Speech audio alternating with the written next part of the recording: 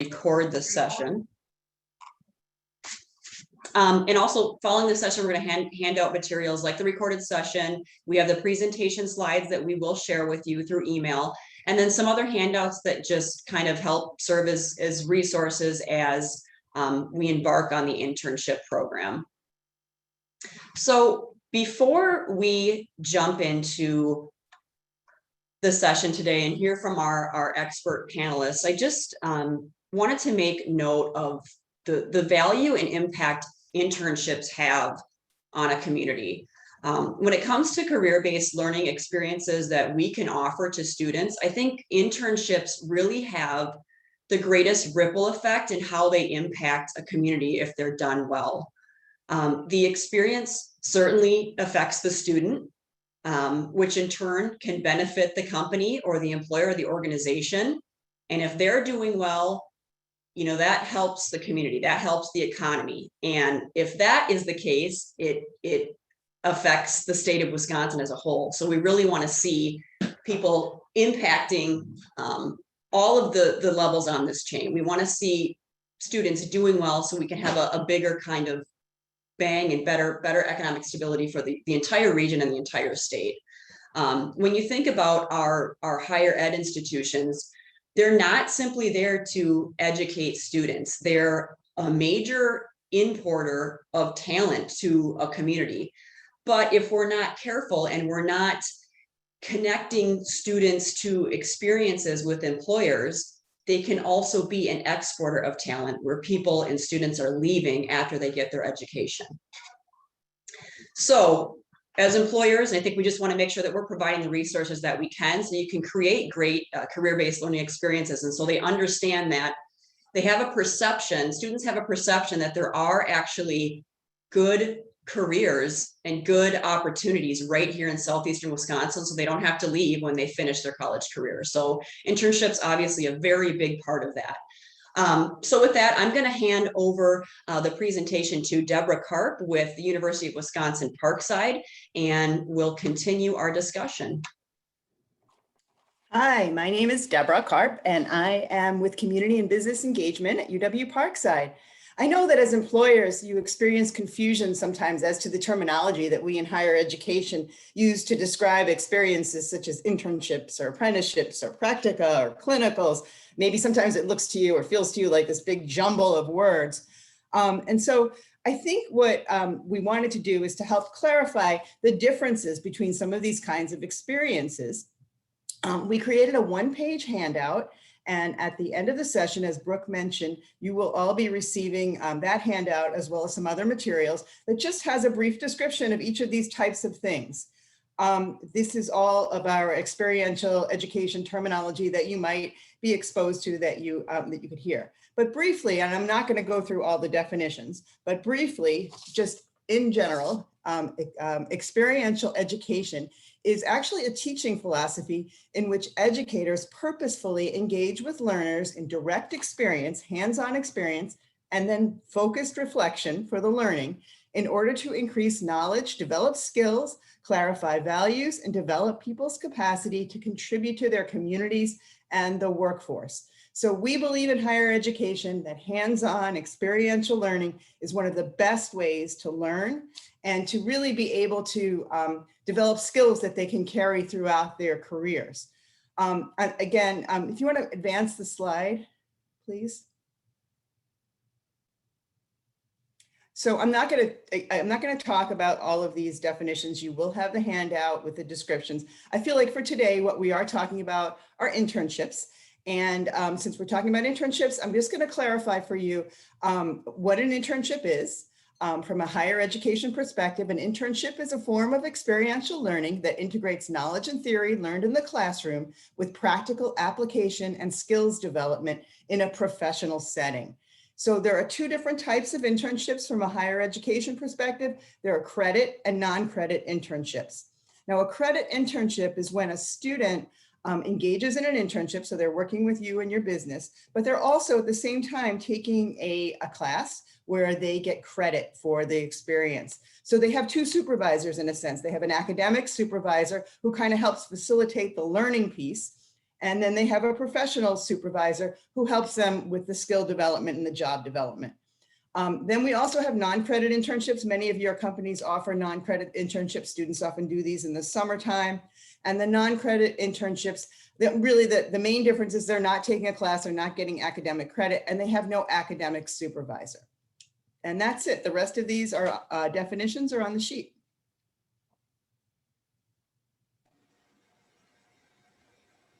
All right. For those of you that don't know me, I'm Kate Walker, and I'm the Talent Recruitment Specialist with RCDC. We're very excited to be with you today because we know how important it is to find talent and retain talent. This collaboration will continue to develop events, content, and opportunities for you to connect and engage with higher ed and their students. We want to retain this great talent in our communities and will support you in doing so. To kind of set the tone for the panel, we thought this slide was particularly important. And we really wanted to share that we participated in a webinar put on by the Internship Bridge, and I did provide the source there if anybody's interested in learning more. There's some really great content that they put out, and found it very valuable to really look at an internship from the perspective of the student, the employer, and the college and university, because they all have different lenses, goals, and objectives when we're looking at internships. So I'm just going to touch briefly on what that looks like. The student can directly transfer that knowledge that they learn when they enter an internship with an employer. So that's really their lens that they're taking and their ability to apply that academic knowledge. The processes involved for the student are different and ultimately involve their commitment to the internship with the goal of career and development. So that's where they're coming from when we approach internships. From the employer's perspective, they can interact with the college and university and the student. So they're touching all three facets of the internship. Their goal is to create a successful internship to provide workflow and increase efficiencies within their organization and ultimately lead to talent acquisition. The college and university are charged with preparing that student for the internship and making them prepared for the employer. And they will ultimately interact with both the student and the employer as a part of the student facilitation. I think it's really important to kind of look at this way because they are coming from different perspectives. These three perspectives intersect, but they're very different. This is something we'll want to keep in mind as we explore more about internships from our panelists. And now I'm going to introduce you to our four panelists. From Carthage College, we have Carolyn Serdar, who is the Director of Employer Relations and Internships. From Gateway Technical College, we have Jason Pruitt, who's the Student Employment Specialist. From Herzing University, we have Kate Weeks, which is the Clinical Coordinator. And from UW-Parkside, we're lucky to have both Linda Bevick, Employer Relations Coordinator, and Renee Young-Trigo, the Assistant Director Advising at the Career Center. And the panel will be moderated by myself. Before we get started, just so you know, as Brooke mentioned in the beginning, we are going to have an interactive poll that's going to take place throughout the panel questions. Invite you to please participate in the poll. We're going to use your comments and information so that it will inform future programming so that we can meet your needs and share great information with you. Another key point to share, we are going to do questions and answers at the end of the panel presentation, and that's going to be moderated by Deborah Karp. What I ask you to do if you have questions that come up throughout the panel presentation, please just include them in the chat and we will make sure to address them at the end of the presentation. All right, we're going to get started. The first question is for Carolyn. Carolyn, what are the most important components of an internship? Thanks, Kate. Hello, everyone. So some of the most successful components of a great internship program are some of these that I've listed here on the slide. I've also listed the resource that I generated some of these from, as well as years of experience working in the field with interns and college students and employers. What works well are some of these things. Certainly not an exhaustive list, but it's a good place to get started. So one of the things we hear over and over from interns is, I want to do real work. I don't want to just go get someone's coffee. I don't want to go run a dry cleaning errand. A student really has more capability than sometimes employers realize. And if you challenge them, they often rise to the challenge. So giving them real work to do, it makes them feel valued, it makes them feel smart, makes them feel like they can really make a difference in the work that they're doing in the field that they're doing it in. Something that's just a helpful tool to have in your toolbox of when you develop your internship program is have some sort of internship handbook or website so the students can refer to it. Oftentimes students forget when you tell them this is how the copy machine works. Having a piece of information where they can resource that they can go back to would be very helpful. Having an orientation, if you have just one intern or if you have 50 interns, having some sort of planned first couple days, first week, first month check-ins, things that they need to know along the way with a schedule of what to do. When you think about it, students are used to having a first day of class with a professor and a syllabus of here's the plan. Similarly, they would appreciate an orientation of that kind of thing. When employers can offer perks to the intern, whether during the interview phase or the hiring phase or even at the first day phase, being able to talk to them about, if you complete this internship, there might be a scholarship available to you next year. We offer flexible work hours. We will work around your school schedule. That's gold to many students who are completing internships during the school year. They need the flexibility of that weird college schedule of they're available on Tuesdays and Thursdays, but not Monday, Wednesday, Friday, because they're in class. And then talk to them about how many of your previous interns have converted to full-time employees. They love the idea that once they graduate, they'll be eligible to get a full-time position at your company. Providing some professional training opportunities, being able to invite them in. If you're having a diversity, equity, inclusion resource fair, invite them, include them in all of those things. Make sure that they get the opportunity to learn those things that are going to be helpful to them along their way. Invite your college partners to visit at your site. For example, Carthage, Parkside, Herzing, and Gateway, we love when employers say, would you like to come see the work the intern is doing? We have one of your interns. We'd love for you to come visit, get to meet our staff. And then we will often bring a faculty member with us too, who will be the expert in that field, who will really love to see what's going on in the world of what's happening at your business. And then that develops into longer term relationships where we keep feeding the cycle of more interns coming to your company because of those relationships. Have some panels. I'm sure that some of the larger companies here have executives on their staff that have panel discussions. Invite the interns to show up and have those conversations with executives so they can start to see themselves long-term at your company. Use this as a recruiting pipeline to make sure those students really get in and on the ground level and they can work up to the top. Make sure you have someone at your company appointed to be the mentor or the manager of the interns. This will save the rest of your staff a lot of headaches. Excuse me, very early meeting. When you have interns who report to different people, sometimes that intern is going to keep going to different people and ask a million questions. Have a point person that can serve as the person that intern knows that's the person I go to ask all the questions. And then show off at the end of the semester. If you have interns who have completed projects, have a showcase presentation, put them in front of the boardroom, give them in front of the executive C-suite, let them articulate and show off the work they've done this semester, because that's only helping them develop their skills. So when they move on to their next project or their next opportunity, they're able to talk about the work that they did. And then finally, make sure you do an exit interview with your interns. Find out what went well, find out what didn't go so well. College students, if nothing else, are very honest for the most part, and they will tell you exactly what they feel and how they think things went. So make sure that you get that feedback and then use it to hone and shape your next class of interns. So those are some points of having a really good, successful program. There's many more, but this should help us kind of get started and kick off that. That was great, Carolyn. Thank you for sharing that. Next, we're going to go to Jason. Jason, if you were an employer hiring an intern, where would you start? Great question, Kate, and good morning, everyone. Thanks for attending our session. So really, when employers are thinking about where to start, it's really thinking about what you'd like to accomplish.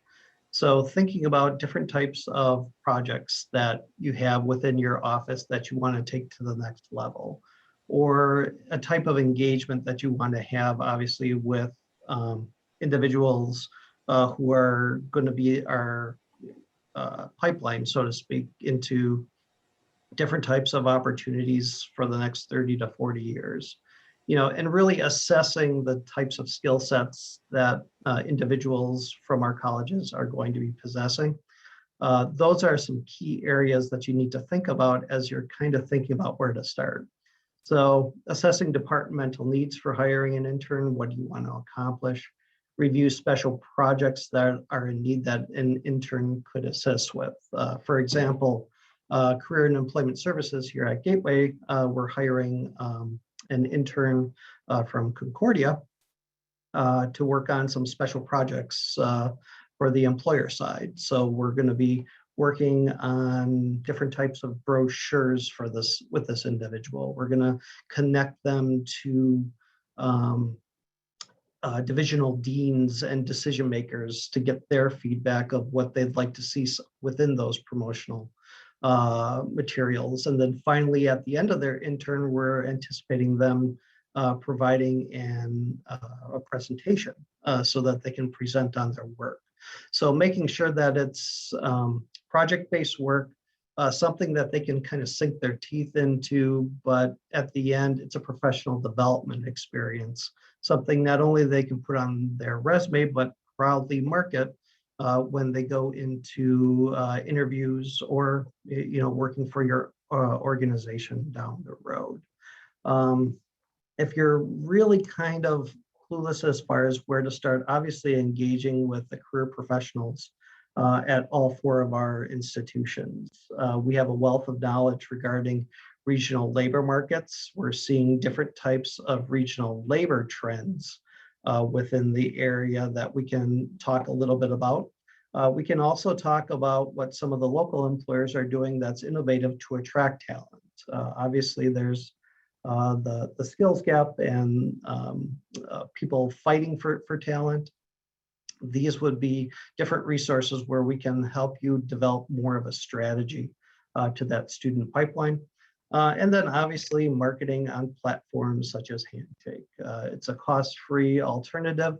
And when you do post on Handshake, every institution can conduct some strategic marketing to students in different types of programs, majors, and career clusters that might have an interest in those types of opportunities. Great. Thanks for sharing, Jason. And I have to share, we recently hired a marketing intern that we connected with on Handshake. So it's a great tool to find talent, and we're really excited to have her on our team. Great. Kate or Jason, could we just reiterate what Handshake is for some people who might not have any experience with it? Sure thing. So Handshake is our job platform. And I'm pleased to say that pretty much every public institution, private institution, and technical college in the state is on Handshake now. It's kind of like a clearinghouse where you can not only post your job opportunities, but you can also engage and connect with students. We also host different types of events, like virtual events, like our virtual career fair. With the 4 institutions, we actually did that once in the fall and then once in the spring. So it's a convenient, easy way to engage with several thousand students in our area and beyond. Great. Good point, Brooke. We want to make sure everybody's familiar with Handshake. All right. For our next question, we're going to turn it over to Renee. Renee, what are some of the labor laws regarding paid and unpaid internships? Thank you, Kate, and thank you for your question. Welcome, everyone. It's nice to see some of you. So a common question that we receive at our colleges are, do I have to pay our interns? And there are laws surrounding compensation for interns, but there are also some considerations that we encourage you to review.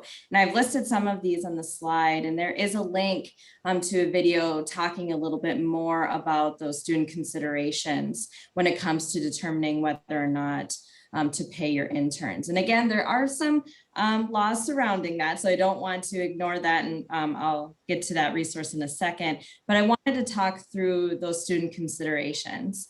Because some of us, it may have been a while since we've been on a college campus and taking classes. So the first consideration is the obvious one, right? Tuition and education. college tuition is very expensive, and there are other related costs like books, room and board, you name it. And a paid internship can help students manage those costs a little bit better, so they don't feel obligated to find additional employment along with an internship that is unpaid and their academics. So a lot of our students, they take on a heavy load, and a concern of theirs is, can I do 110% in all of these facets of my life? And having a paid internship can help relieve a little bit of stress there. Purchasing professional clothing. We want our students to dress to impress, but we know that it can be pretty costly. So paying an intern to help them purchase professional clothes may make your organization stand out a little bit more. So you can proudly say, hey, our interns don't wear jeans at work. They look like us. And like Carolyn said in a previous slide, and my colleague Jason as well, having interns feel part of your organization is very important. And sometimes that comes down to dress. So if they look like a full-time employee, they're going to identify a little bit more and resonate with your organization. Another point we want to make is limited support from family members and friends. So not all of our students, have other financial assistance to help them take an unpaid internship. So when they look for an internship, and I'll be very honest, when they go on Handshake, one of the filters is paid or unpaid. So more often than not, they're going to click paid internship to see what's out there for them. Time away from regular employment. A lot of our students work part-time and full-time, but they also understand the importance of internships and how they can give them more experience in their field. And it ultimately is a positive impact on their career trajectory. And they know this, and we're excited that they know this. But that also means they may decide to leave the regular employer and may enter some financial stress to intern with your organization. And I've had many interactions with students who take unpaid internships because they realize that it is important, but at the same time, there is a lot of stress placed on their shoulders. Again, a paid internship is what we always encourage, but we do understand that there may be some limitations with your organization. Other points to make, student interns may be a liable risk, and there is travel involved sometimes when they are living on campus or near campus and they need to travel to your organization to intern. This QR code on the last slide, feel free to stay on the slide, that's fine. On the last slide, the QR code will link you to a video discussing these points a little bit further. On the next slide, there is a link again to the UW Talent Generator, which along with that video, there's a lot of different resources to explore, especially if you're new to the internship game. But there is also content for those who have an internship program. Another resource I encourage employers to look at is fact sheet number 71, developed by the Department of Labor. So if you want a straightforward document that tells you this is all of the requirements of a paid versus unpaid internship, I encourage you to look at that. And if you do have any questions, you may reach out to the institutions, and we can help you connect with someone further. Thank you, Kate. Great, thanks, Renee. Just a friendly reminder, I launched the poll, so please participate in it as we're going through the session. I see a lot of people engaging, which is great. And a friendly reminder, if you have questions, please include them in the chat because we will have time at the end to address your questions. So the next question is for Linda. Linda, what resources are available to help fund internships? Great. Thank you, Kate. Good morning, everyone. I'm Linda Bavick, Employer Relations Coordinator at UW-Parkside. And most businesses, I think they want to pay their interns, but of course, this sometimes brings up more questions than answers. How do I pay them? What do I pay them? And especially for nonprofit organizations, is there funding available to help offset some of the cost? Each college and university may have a variety of resources available to fund student interns, especially in the nonprofit sector. And it varies from one college to another. So be sure to check with the college that your student interns come from to learn more. So two possible programs would be the Federal Work Study Program, which is funding for eligible students to work on or off campus to cover some of their college expenses. And by participating in the work-study program, employers can hire student workers and obtain a subsidy for a portion of the student's wages. And then the second option would be the private experiential learning funds and scholarships that are really unique to each individual college or university. Some colleges have special funds available or scholarships to help cover internships or experiential learning, often with, like I said, the nonprofit organizations. I think overall, just one thing to keep in mind, as my colleagues have already said, is to consider the overall value of interns. They're an investment in a pipeline of talent for your organization. They build and sustain strong relationships with your local colleges. They are productive and motivated, and they bring fresh ideas, enthusiasm, and energy to the workplace. So while paying for an intern may seem impossible when you look at your budget, there are many benefits to having interns, and it's important to find some way to possibly pay them. It will also broaden your pool of applicants. As Renee indicated, students will search using the filters, looking for paid internships, because honestly, they need the paid experience, as many of them are juggling other jobs to help pay some of their additional school expenses. But maybe setting some funds aside now for the future, aligning your budget so that you can plan ahead for next year to hire interns, and looking at some other funding sources. Great. Thank you, Linda. Now we're going to kick it back to Renee. Renee, how do you prepare students for internships? That's a great question. So there are a variety of practices that the colleges do to prepare students for internships and work in the field. And so I broke it down into 3 categories, and that is common across the board, no matter which school you are working with. So resume and portfolio help, that's kind of where the journey starts with students, because they know that they need something to show employers that, you can hire me, I have the skills that you require, even for this internship that is supposed to be career building. I need a resume. That's what I need. And I'm sure my colleagues can agree. Usually when they walk into our office, that is the first thing they say is, help me with my resume.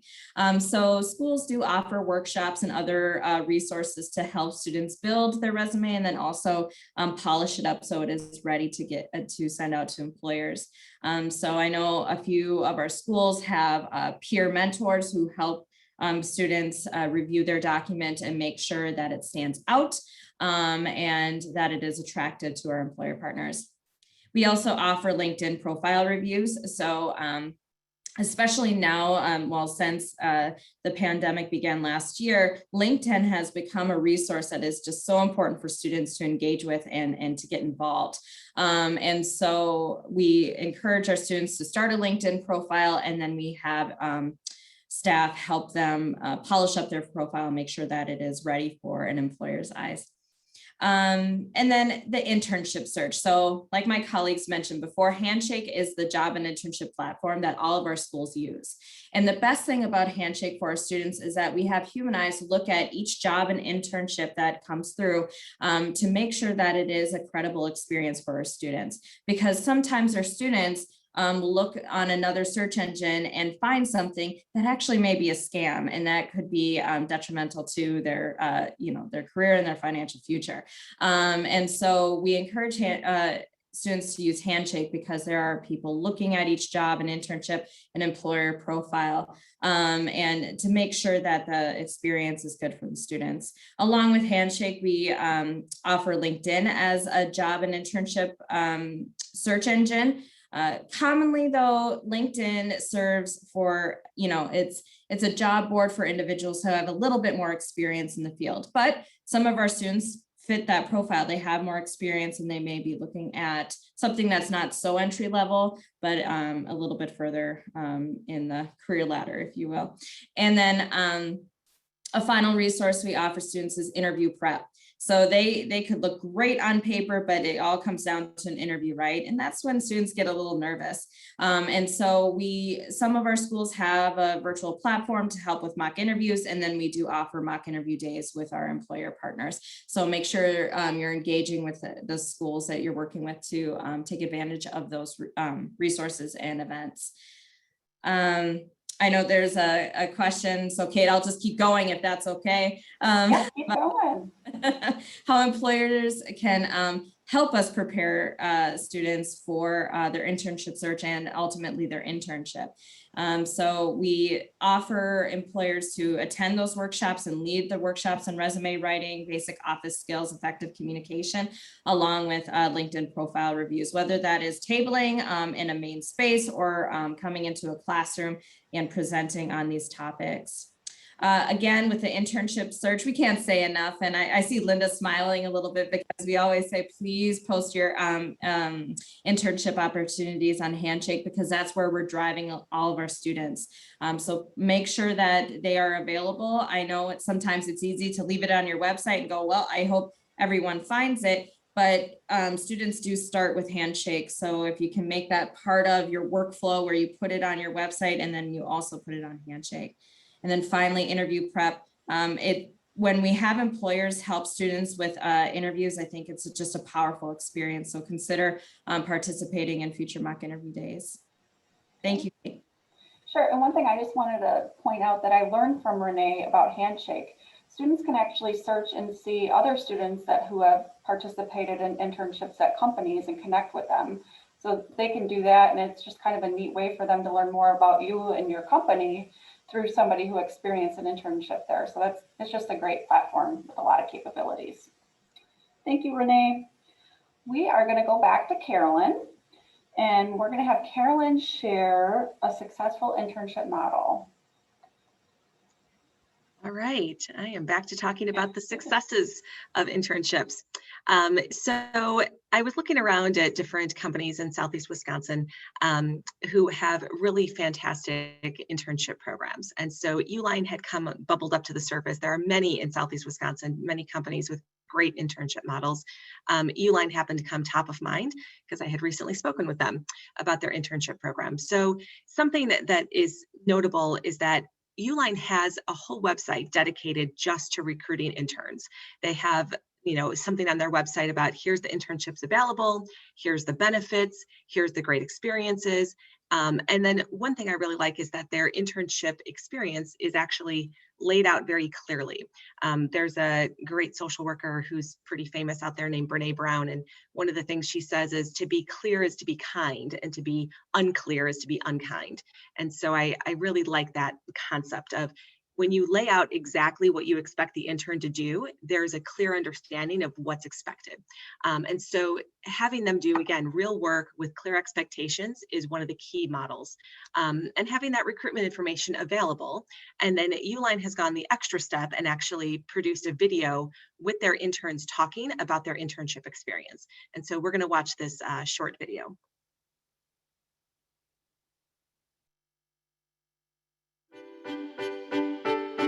When I hear Uline, I think of growth. I see our products growing. I see our profit We growing. can't see the video. People growing. It excites me to be a part of this.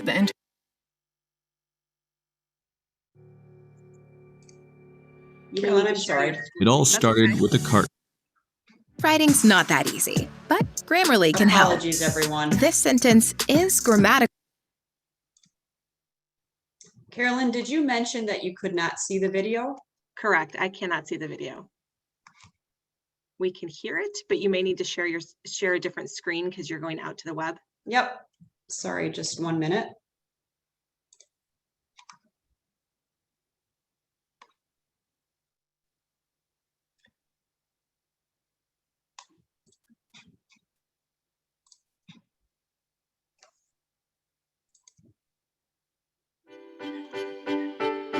When I hear Uline, I think of growth. Nope, we still can't see our products.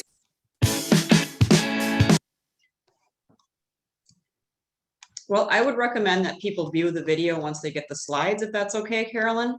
That's fine. Yes, absolutely. We had great intentions, everyone. Apologies. Yep. It happens, right? We've all been there. All right. Well, thank you for sharing, Carolyn, and we will make sure that you get the link and watch the video, and you will enjoy learning more about Uline's internship program. All right. We are going to kick it back to Jason and learn a little bit more about virtual internships. We know that last year, almost every internship program had to move to virtual programs. So we want to learn a little bit more from Jason about how they work and if there are better programs that are suited for the virtual platform. Great, and thank you, Kate. And yes, definitely the entire world had to pivot, right? And during the pandemic and with virtual internships, a lot of employers we saw do that very successfully. So moving forward, as things begin to open up a little bit more, virtual internships are still a very popular option for a lot of our employers. And it really depends, again, what you hope to accomplish. A virtual internship will allow for some flexibility for both the employers as well as the students. It provides a little bit more easy access for students to possibly juggle their busy schedule as a student, but also obtaining a great developmental experience. For example, I was working with a student this past summer, last year, who was a social media intern for a startup organization.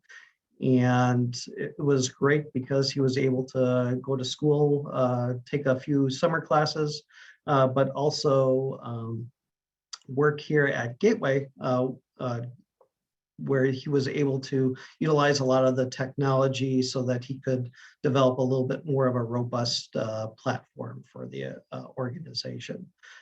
So typically with internships, virtual internships, anything to do with like project management, anything to do with technology like web-based internship opportunities, and anywhere where logistics can be easily navigated.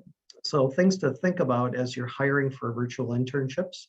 You need to think about how this individual is going to be doing their work on a day-to-day basis. So you may need to provide them with some technology, so a laptop, or access to different databases, or making sure that they have a company email address or a Zoom link so that they can easily navigate a lot of the projects that they're going to be working on. And again, to Carolyn's point in the previous slide, having crystal clear expectations. Truly, it's a good professional practice to, the first day that an individual is doing a virtual internship or an in-person internship, talking to them about what their expectations are from day one, and then having regular check-in visits. So some employers choose to do it like once a week, others maybe once or twice a week, depending upon the projects that they're working on, but it also depends on the personality type of the individual.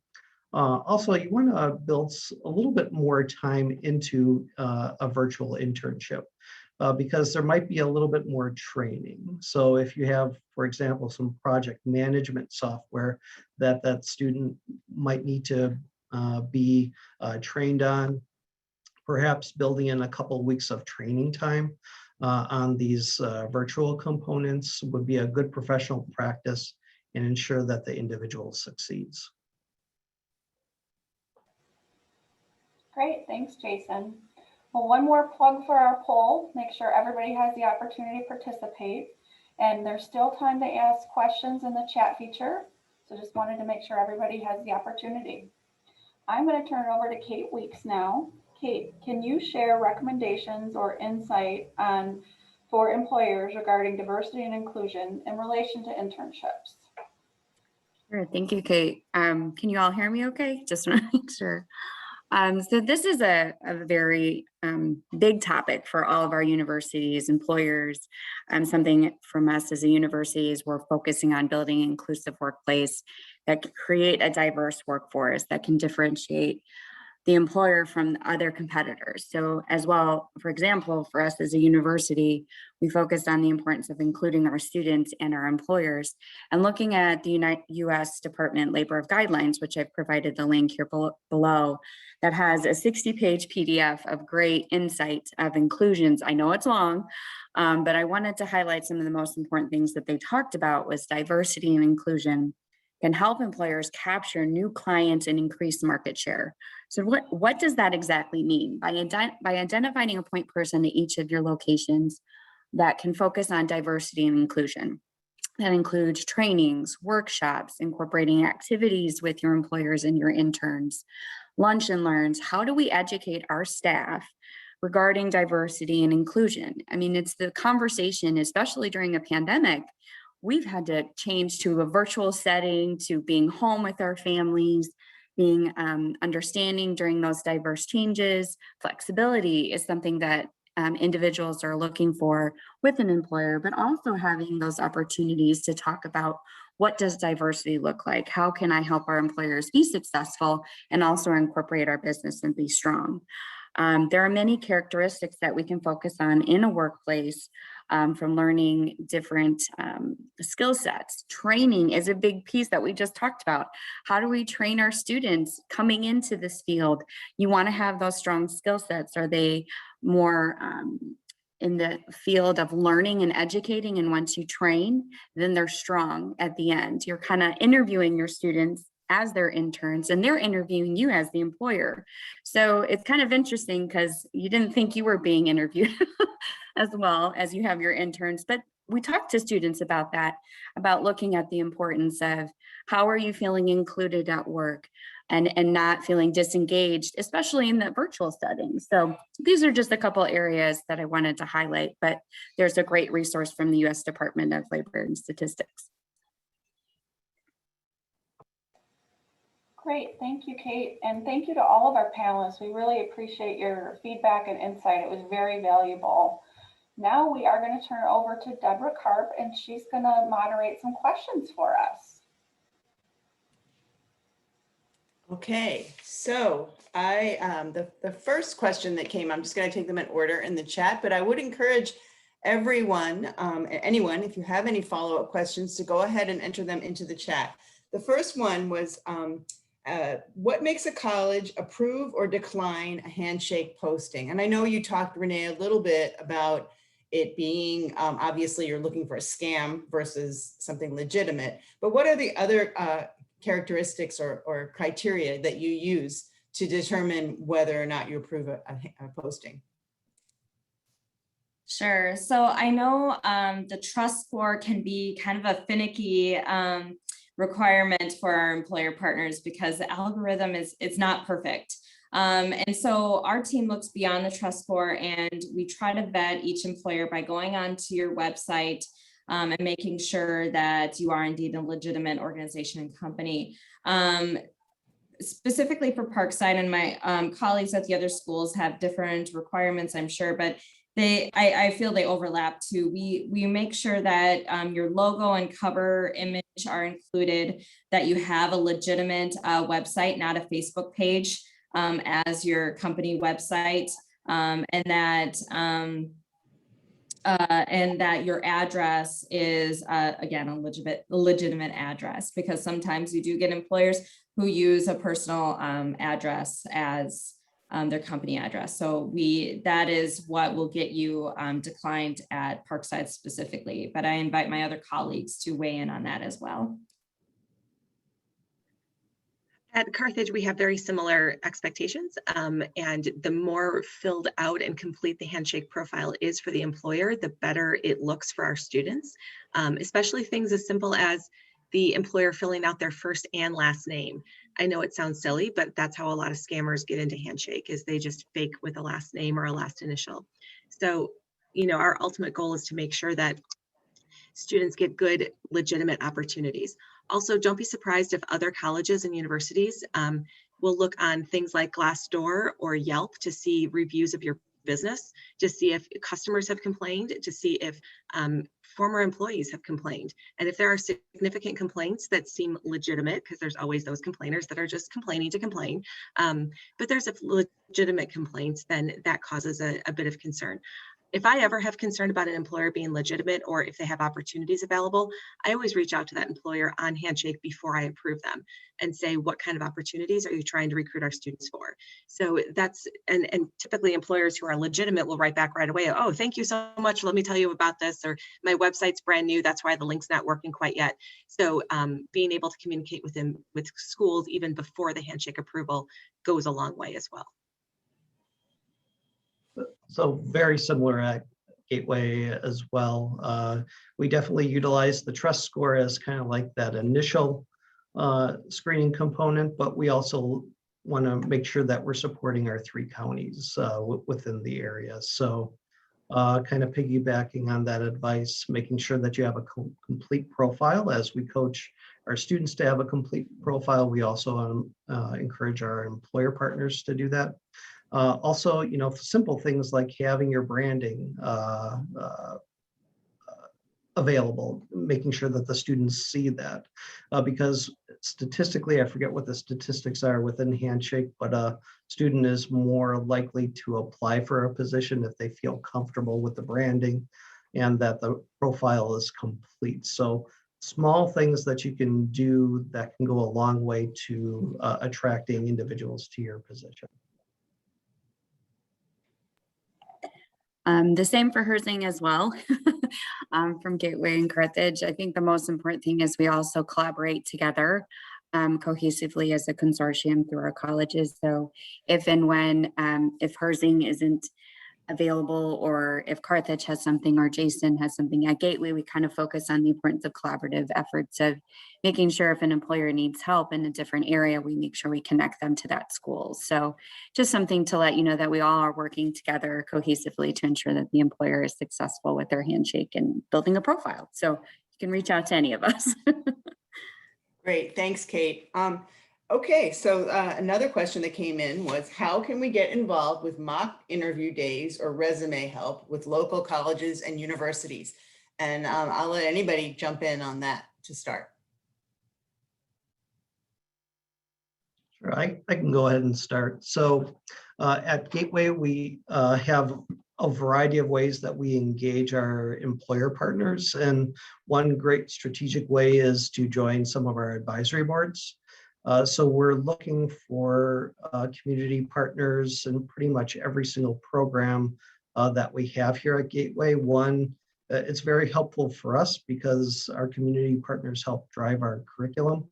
But 2, you also build a very strong bond and relationship with our faculty, who are kind of the gatekeepers in a lot of ways to our students. So a lot of times relationships where speaking engagements come about from participating in those types of advisory boards. We also do some industry focused events too, like at Gateway, we do sneak peek events where we're always looking for like mock interviewers, not only for our associate degree programs, but our certificate programs as well for the skilled trade and non-skilled trades. So reaching out to us, I think, and learning about the ways we engage our employers strategically would be a great first step.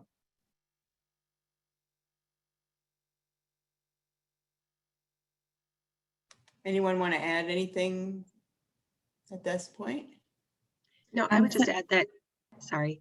No, go ahead, Kelly.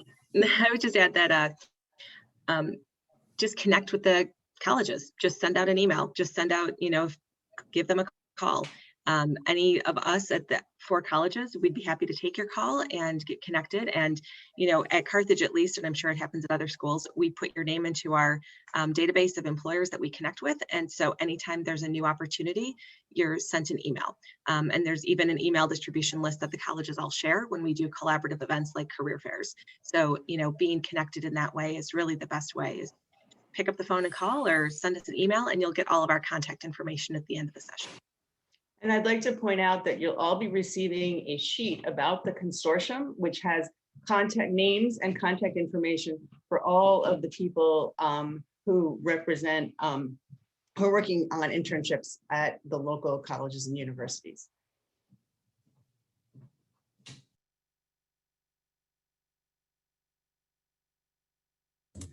I think we can move on to the next question. What is the best way to get partnered with a school or schools? Well, this is actually similar answer, I think, to build an internship program before you have opportunities. How do you stand? And then another part of the question was, how do you stand out from large organizations that all students want to work with? So I'm assuming the person is asking from a smaller organization.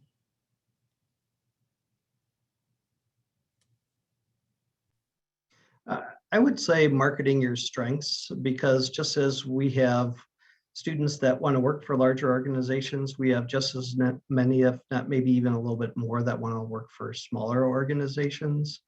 So having that come through in your profile within Handshake, again, strategically engaging, as Carolyn said, getting on that listserv of organizations that we engage with and connect with for different events. I think that, playing to your strengths, I think can go a long way. I would also add that, most career centers will talk to students about not just having one internship during their, 4 years potentially at a college, but starting with a developmental internship freshman, sophomore year, where they're working at a smaller company and then working their way up to a larger company, because the larger companies are going to be highly competitive. And so finding a way to build the portfolio and resume at the younger years of their college experience will only help them get further ahead in the bigger opportunities. So smaller organizations have a place in the internship pipeline for sure, but it just may be a little bit different than the bigger companies. It also helps if you have a specialized field or area of focus. So for me, healthcare is a big part of Herzing, but we also have business and computer science management and other areas. So if you kind of have a specific program or specialty or position that you're looking for that's unique, or you're starting to build it, work with those colleges or in those specific fields or mindsets, so that faculty or that staff can hone in on developing that internship partnership with you. So that would be a great opportunity for their students or seniors, or to Carolyn's point, starting at the beginning, so that they can kind of know what that process is and learn more about your company, and then grow as they learn, which creates a diverse culture and opportunity for your future. Thank you. Someone is asking, we have a shop of 6 employees and there are tons of internship opportunities we could offer. How many internships at one time, at one time is too many?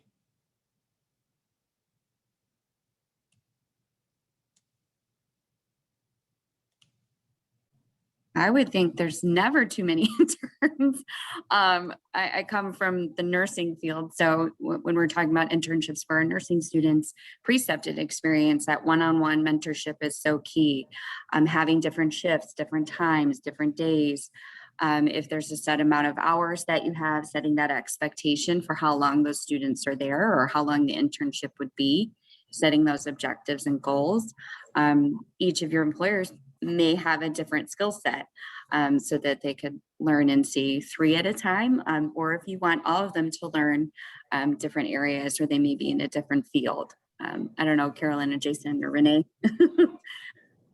I think it goes back to what you want to accomplish. So a lot of times, starting off with just one intern, right? Just to, as a learning experience for the student, but also for you as an organization. If you have 6 employees, if you bring on 4 or 5 additional staff, that changes the culture of your organization. It changes the dynamics in the office, and it depends how stretched you might be. When you're bringing in interns, in a lot of ways, you're providing a great opportunity for students, but it's some additional work as far as, especially on the supervisory end. So again, thinking about ways, or thinking about what you want to accomplish, sometimes starting off small, especially for a 6-person operation, would be a good bet. But whatever it is that your organization wants to accomplish. I would also just temper it with the notion that, you know, a true internship is for the benefit of the student. You know, the student should be learning something related to their field of study, that it shouldn't just be an opportunity to get paid for a job, that they really should be learning something along the way too. So embedding learning goals and making sure that those students are actually learning something along the way is an important piece to remember. You know, I'm not really supposed to answer the question, but I'm going to also add, just having supervised interns myself, I think another limitation on the number of interns was how many people can you supervise? Because part of the internship experience is having a professional supervisor. And, you know, a lot of times, I mean, we're all really busy. And when you have an intern, especially in the beginning, you have to carve out time to meet with them, to help them understand what it is they're trying to do and learn. And so, you know, you think about your own capacity to supervise the interns. Okay, someone asked, what is the biggest challenge in working with employers? Oh, that's a good one. I'll start with that one. That's a great question, and I appreciate that question, because it's good to know what our challenges are on both sides of the spectrum. But I would say, from my point of view, it's really getting to know what your talent needs are, and then trying to match your talent needs with interns and students who are graduating and looking for those full-time career opportunities. I also find one challenge in just helping our students understand your job postings. The descriptions that you write for your internship postings and your job postings, I think, are critically important. I find that a lot of students, they undervalue themselves when they're looking for that first entry-level job out of college. And when they read the job descriptions that are posted, and it might say 2 years experience required, so they won't apply if they don't have 2 years experience. They take that literally. So I would just encourage you to be careful how you write both your internship and your job descriptions. And if you have questions, you can contact any of us. We can look over your job descriptions before you post them. And, you know, just really try to think in terms of when you were a college student too, and what you would have paid attention to, or how you would have interpreted those job postings and those descriptions. But students, they really do read them and kind of hang on to every word and requirement that you post. So that's probably one thing I've noticed, you know, that is a challenge for us in helping our students assess and understand what employers are looking for. But overall, I mean, I've had great relationships with our employers in the community and regionally, and enjoy working with you and planning our career fairs and collaborating with our colleagues here. It's been a great experience, and we just hope to continue to improve that. Yeah, and I would just add, think about timelines as well. So if you're thinking about hiring a summer intern for this year, you're going to be a little late to the boat, right? Because a lot of the opportunities have been secured. And you need to know too that some organizations, some larger organizations, they're going to implement their recruiting strategy for interns probably in September for the following summer. So understanding that, giving yourself enough time. So, you know, truly, if you're thinking about bringing in a summer intern, that's when you might want to start thinking like January or February and attending some of our events. I think that would be a great message for you to kind of take back to your team and think about and strategize. I would add that one of the other challenges, similar to what Linda was getting at, is employers who will post an internship because they've lost a full-time employee and they think that they can replace it with a part-time intern, and they expect the intern to show up with the same skill set that their employee left with. And so remembering that students are still students, they're still learning how to do Excel. And quite frankly, the internship location is going to teach them more about Excel than they might have learned in their basic classroom experience. So not expecting students to show up on day one with all of the skill sets that a previous, you know, professional employee might have left with. So there was a lot embedded in all of that, but I'll just keep my comment to that. But that's one of the challenges. Anyone else want to add? to that, or should I move on? Okay. The next question was, do you find students prefer short internships, summer only, or a single semester, or an ongoing internship? I assume maybe for a year.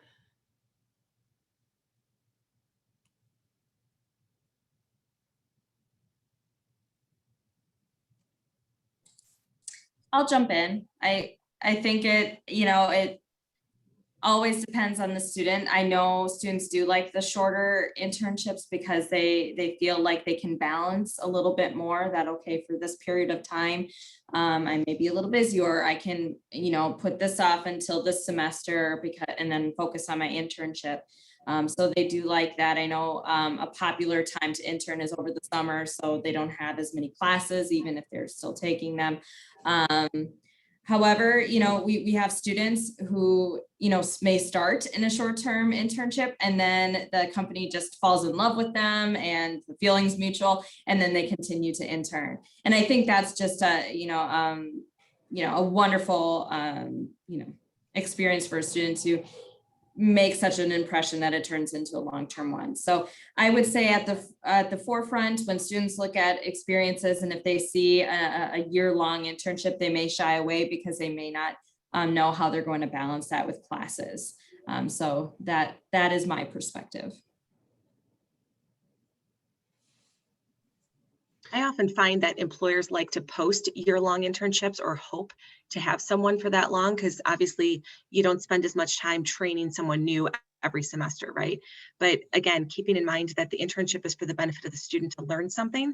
Sometimes if you have a student for a year or longer, there might not be new learning that's occurring. And that's part of the important part of them getting to a new internship, is that they can learn new things at another place. So as long as there's new learning occurring, fine, no problem, keep it going. But a lot of times what I see happen is students get into an internship and the feeling is great, and then their skills actually get stunted because they didn't have opportunities to try new things or learn new things at the internship site.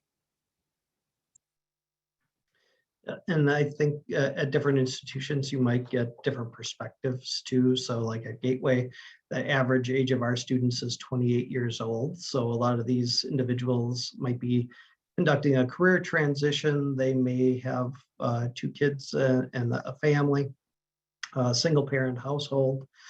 So from their perspective, a lot of times it's those shorter term internship opportunities that might be more intriguing, because they might be working full time and they might be looking for more project-based work at our institutions. So yeah, thinking about who your audience is, thinking about who the type of student that as at each institution is going to go a long way as far as answering that question too.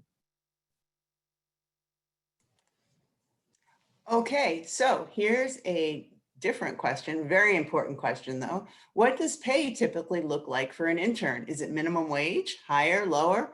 And they say here, we offer pay raises for our employees. Can we offer the same for an intern based on performance? And then she wants to know, yeah, go ahead. So I will address just kind of what we've seen our students in terms of the internship compensation.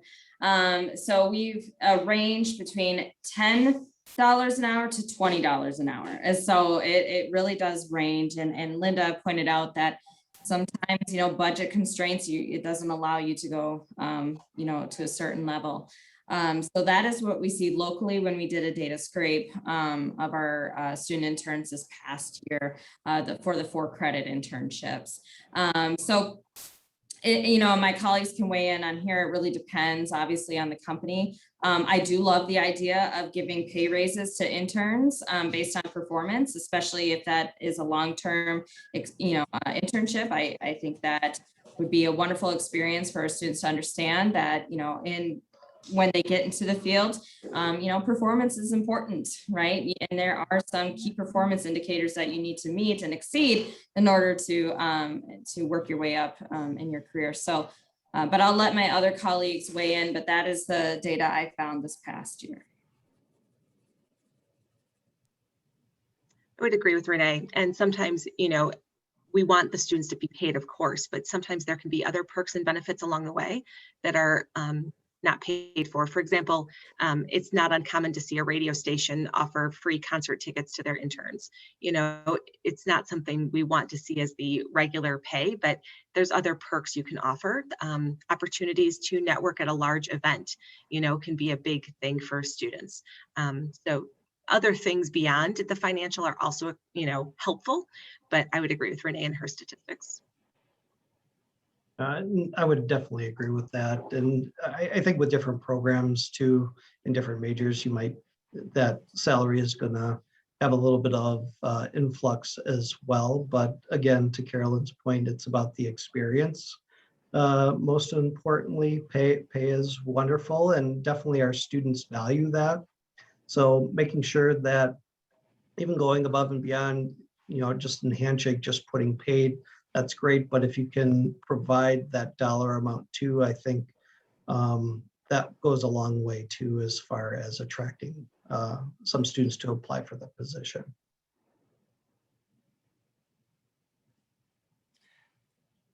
Okay, so the panelists mentioned a few characteristics that companies might have in terms of pay. I mean, obviously the size of the company, but another factor that I've noted is that students, like for example, if you're looking for an IT intern, they're going to be paid a lot more than a student who's doing maybe a general, even a marketing internship or some kind of communication. IT interns get paid really well. They're in high demand. And if you offered minimum wage, you probably wouldn't get an IT intern. So, you know, really it does often depend upon the field and the kind of expertise that you're looking for. So next question, from the student's perspective, how do they feel about companies who go to career fairs but don't have any internships for that semester? I'll take that one to start.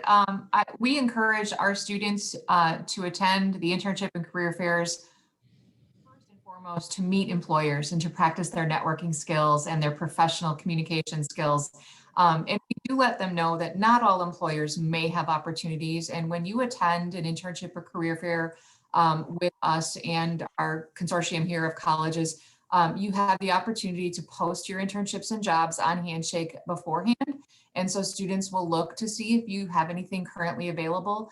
But we also encourage employers to attend the fair, even if they have anticipated positions, maybe 6 months down the road or next summer, and they just want to build that pipeline of prospects. And so we encourage students, even our freshmen, we encourage them to walk through the ballroom when we do in-person fairs and, you know, shake hands with employers, practice those professional communication and engagement skills.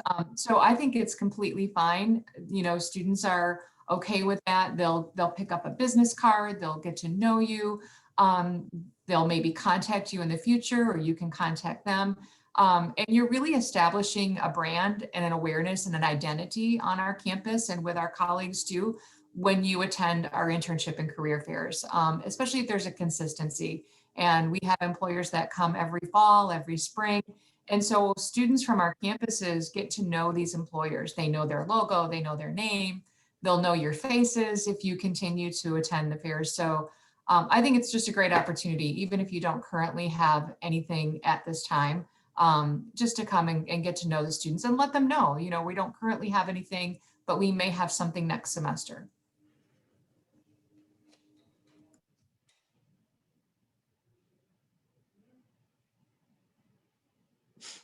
Anyone want to add anything?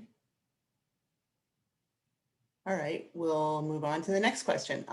Any resources you would recommend for sample intern orientation / handbook / exit interview, especially for smaller organizations?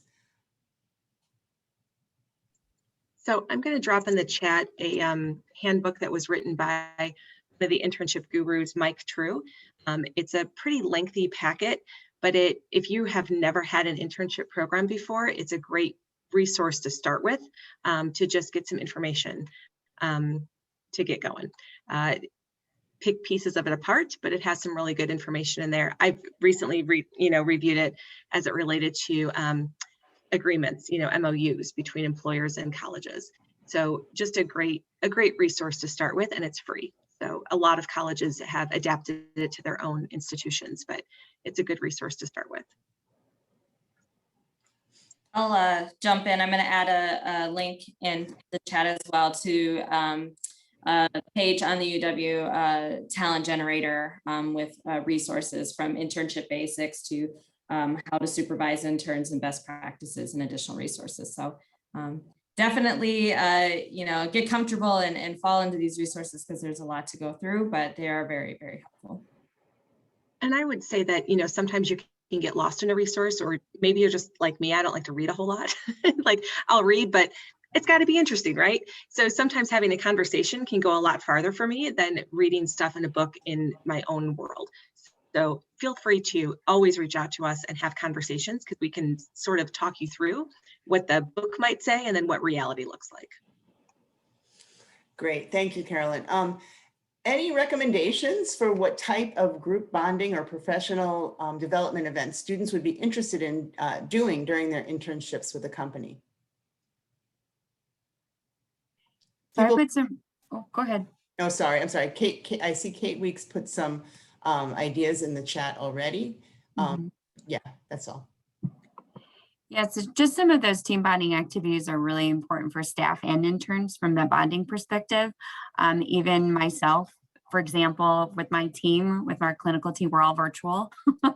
So doing some team bonding, icebreakers, bringing on new people. We brought on 6 staff who had never been on campus before.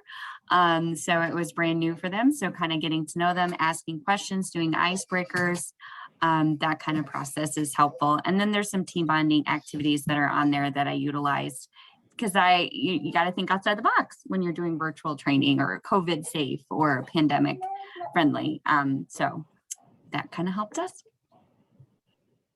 Also, Go ahead, Carolyn. There are some of the larger companies in Southeast Wisconsin who bring interns in from across the country. They house their interns at different college campuses. I know Parkside has some interns housed over there from Uline. Carthage also can house interns as well over the summer. So there are opportunities in the residential setting of students being able to gather together and do things in the residential setting. I would also add to that, if you have like a cohort or a group of interns that you hire for your organization, a community-based project is a great team builder and a great way for the interns to bond. I've seen some organizations do some really great things as far as engaging the community, and obviously with millennials and Gen Z having a purpose. I think goes a long way within the organizational structure, and that's really what they want to align with. So those community-based projects, I think, are a great way to give back to the community, learn different skill sets, but also to network too. I'm also just going to interject that this consortium is building out additional programming, and something that we have talked about as this group grows and we get a good I guess, team of employers that are really following what we do and using us as a resource. There is an opportunity for us to actually develop, intern roundtables or opportunities for interns within the Southeastern Wisconsin area. So that's something that I think we'll consider and kind of take the lead and recommendation from employers if they want that as a resource. That we could be providing some of that programming for your interns to participate in within the communities.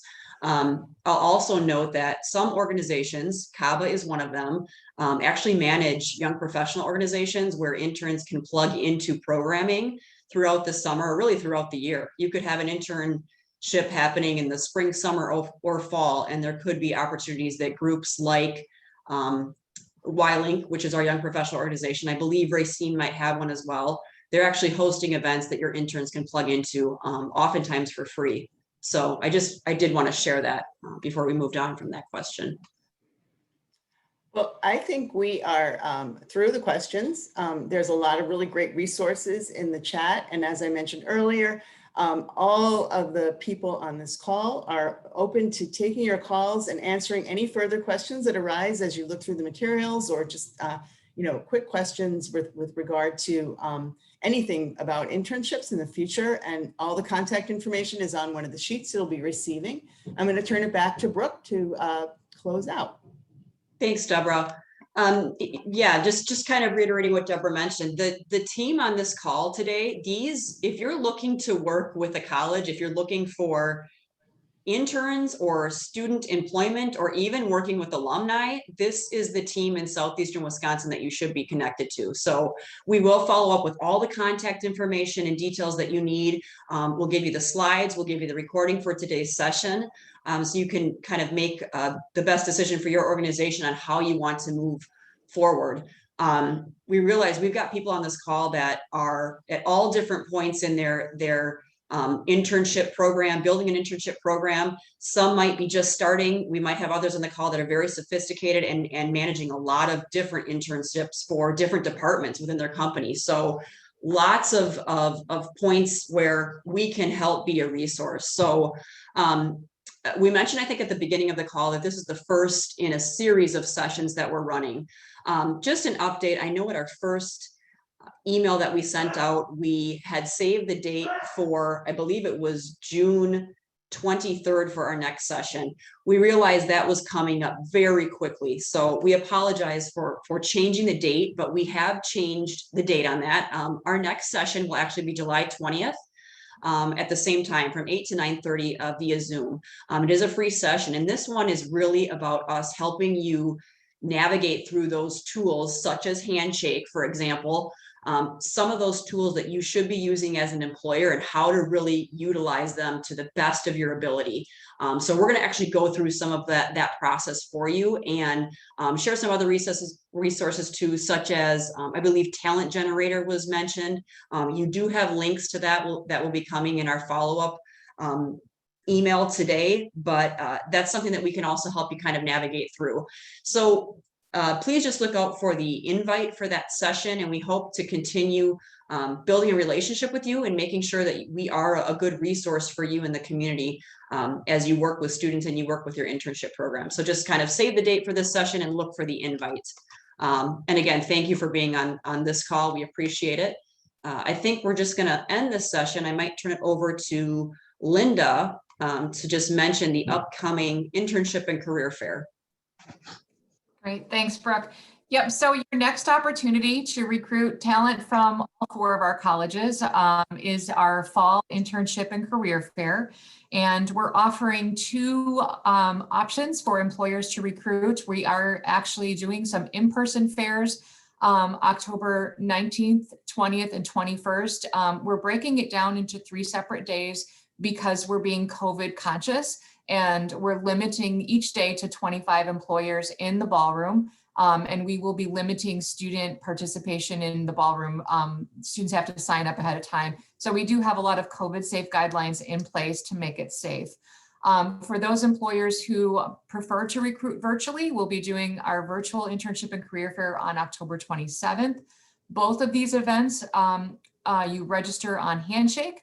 The virtual fair will take place on Handshake. And both events will take place between 11 a.m. and 3 p.m. So on October 19th, the industry focus for that day is going to be clinical and non-clinical healthcare and the sciences. On the 20th, the industry focus will be arts, culture, public service, nonprofit, and education employers.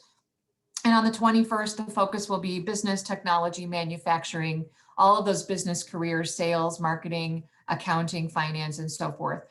You'll receive contact information along with the registration link.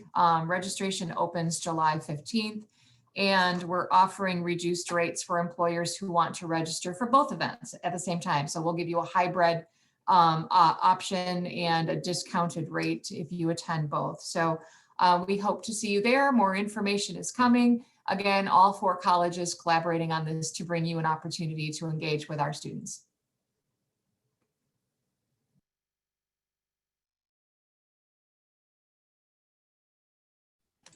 Linda, Okay.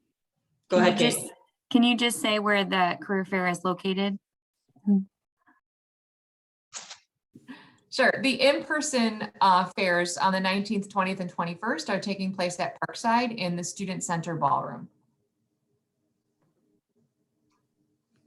Great. Thanks everyone for joining this session today. We really appreciate it. And again, we'll follow up with that information, and we hope to see you on July 20th at our next session. Thanks everyone. Have a great afternoon.